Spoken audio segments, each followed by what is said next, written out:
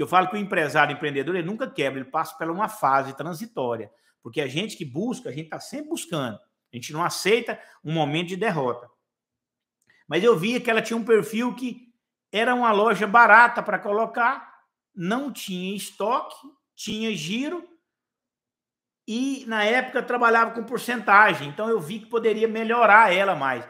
Com a carga que eu tinha de experiência, eu entrei para dentro. E, na realidade, eu tinha mais outras dívidas. Você tem aquele dinheirinho apurado, tudo, porque a vida não para. Você tem que comer, você tem que comprar, pagar aluguel, você vai começar um negócio, mesmo ele barato que for, você tem que comprar, igual no meu caso, as instalações, eu comprei tudo usado, eu mesmo reformei, organizei. Eu tenho até um conteúdo no YouTube mostrando que depois de 11 anos que eu mudei essa minha primeira instalação, eu comecei em um modo muito simples. Porque o que eu entendi quando entrei para a loja popular, o que importava não era tanta instalação, era um método. Eu fui desenvolvendo uma metodologia, ele tinha um processo e eu não sabia que eu estava criando algo diferente. Mas a dívida me deixava muito cauteloso. Tanto que eu descobri que eu tinha desenvolvido o método MML na segunda loja para frente. Eu tinha tanto medo, vivia de uma vida tão regrada, que eu era muito cauteloso. Mas esse cauteloso meu, eu estava trazendo know-how, conhecimento para mim. Para mim hoje estar aqui compartilhando com vocês. E isso foi me abrindo a visão, eu fui ganhando dinheiro. E aí eu já não dava, pelo fato de você estar vindo de uma quebradeira, você desenvolve um novo costume. Você gasta menos, você vive com menos, você começa a desenvolver uma nova maneira de ver a vida empresarial. E eu vi que eu trabalhava à vista, então eu comprava à vista e vendia à vista, e fui melhorando. Só que eu não gostava da maneira que era. Você usava porcentagem, você não tinha margem de lucro boa. Eu vendia muito no início, mas não ganhava dinheiro, que eu comprava de 8 e vendia de 10.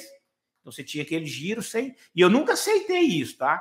Você não tinha variedade naquela época. Foi quando eu desenvolvi os fornecedores alinhados e grupo de fornecedor, que eu comento em todos os meus vídeos. E a coisa foi acontecendo, e aí a alegria vai aparecendo, você vai ganhando dinheiro, você vai voltando àquela alegria, porque quando você sai de uma quebradeira, você se torna uma pessoa mais fria, você se torna uma pessoa mais fechada, ainda mais quando você mora em cidade pequena, porque as pessoas têm a mania de avaliar você pelo que você tem, não é. Dentro de uma pessoa tem uma essência, tem um ser, e às vezes as pessoas não imaginava, não é só comigo, com a maioria das pessoas, a gente não pode avaliar a pessoa pelo que ela tem, pelo que ela é, porque ali dentro é uma essência. Se algo deu errado, aquela pessoa, ela tem o direito de sobrepor sobre o erro. Então a dívida nunca é um fim, ela nunca é um fim, ela pode ser um motivador, ela pode ser não, ela é um motivador. Ela faz com que você rume meios. E eu fui rumando mecanismos de melhorar algo que até então ninguém dava muito por ele, que era loja popular. A pessoa montava uma loja popular de qualquer maneira, colocava uma loja de 10, colocava uma loja de 15, e as coisas aí, até hoje tem, não é assim. Ela tem um processo saudável que eu fui entendendo da maneira que eu fui desenvolvendo cada problema que aparecia, falta de qualidade na loja. Eu desenvolvi um método e resolvia. Falta de variedade, eu desenvolvia um método e resolvia. Falta de fornecedor, eu desenvolvi um acervo de 250 fornecedores alinhado para a loja popular, resolvi.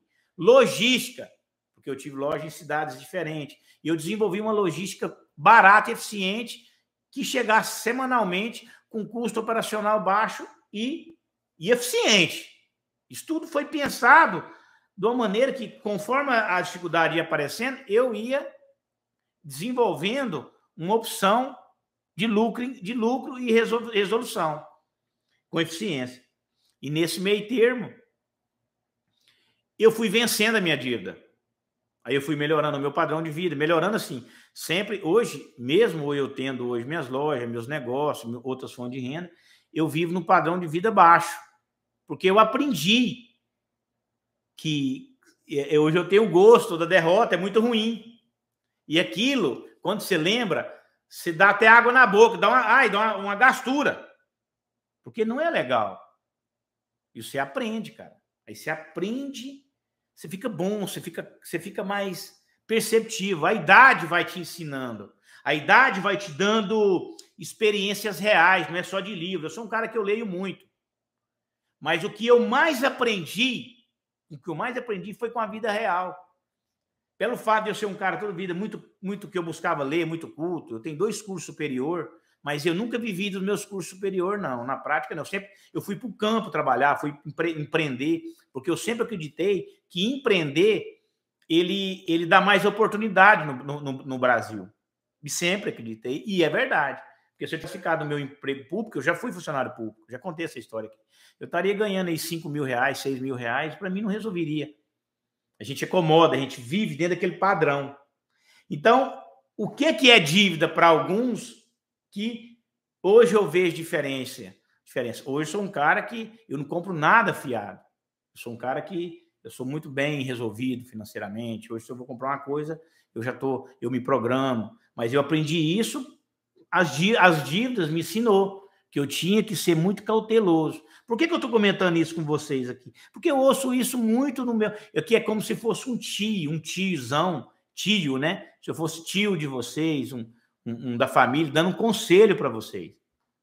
Porque vocês não precisam de passar tudo isso que eu passei para ter um resultado. Então, a primeira fase seria essa. Aí, quando você sai hoje, eu me sinto resolvido, mas sempre em constância, de busca constante, empreender hoje Hoje o desafio é muito importante para mim, que me mantém vivo. Parece que algo que me desafia faz com que a minha mente busque solução. Isso me faz muito bem. A minha esposa fala que eu não desligo hora nenhuma, mas isso me motiva. Cada um tem sua maneira. Eu respeito cada um da sua maneira. Mas, assim, por isso que a gente tem que ver as coisas que... fala dívida. Você fala isso, não, parece que é muito pejorativo. E não é. Quando você fala, você identifica uma dívida, você tem que pegar aquilo ali e motivar, cara. Não é que mudar o senso, ir para cima, encará-la, entrar para dentro daquele problema, olhar ele de vários ângulos, não só de um ângulo, não ficar buscando opinião de pessoas que não têm resultado, buscar pessoas, se você quer ouvir alguma pessoa que realmente tem resultado, uma pessoa mais séria, mais comprometida com aquilo ali, porque quando você ouve, você dá autorização de a pessoa entrar nas suas decisões. É muito importante com quem você conversa. Porque às vezes eu fiquei muito sozinho nas minhas dívidas e buscando soluções porque eu tinha medo Medo, faz parte, mas eu ia com medo mesmo. De alguma pessoa dar uma opinião errada e me desmotivar. Às vezes eu não queria ouvir alguma opinião. Então, a dívida ela tem que ser encarada... Eu encarei a dívida como um motivador e ela me motivou a dar os passos de forma evolutiva. Agora, vamos partir o seguinte. Dívida. Você tem uma dívida, você precisa identificar o seu perfil. Opa, como assim, Wellington? Eu identifiquei o meu perfil. Eu notei que hoje o meu negócio é rico e eu tenho um padrão de vida mais baixo. Eu nunca interfiro nos meus negócios. Meus negócios são separados. Cada negócio meu tem um CNPJ. Eu respeito eles rigorosamente. Pode aparecer um negócio para mim de um lote de R$1 milhão e ele aparecer por R$100 mil. Não interessa para mim, de verdade. Nada vai mudar para mim se eu não ver que Wesley, o particular, tenha condições de comprar. Se minha loja tiver condição, eu não mexo nela. Porque ela é um CNPJ, eu sou um CPF. Eu não misturo. Mas isso eu aprendi apanhando. Porque quando eu precisei de dinheiro, às vezes eu tinha trama em imóveis e demorava virar dinheiro. E ali eu perdia dinheiro por esperar aquilo. Então você aprende a se programar. Às vezes você está endividado com patrimônio. Às vezes você está. Vou dar um exemplo. O cara está vendo o faturamento da loja dele cair. Está vendo o faturamento cair. O cara tem uma loja tradicional, ou que eu tenho uma loja de calçado, sapato, essas lojas que vendem fiado, que tem estoque. O cara está vendo o faturamento cair. Mas ele não dá o próximo passo. Por quê? Ele está pagando para ver. Mas ele está vendo que ele vem de um período, porque insistir em um negócio é uma coisa, teimar é outra.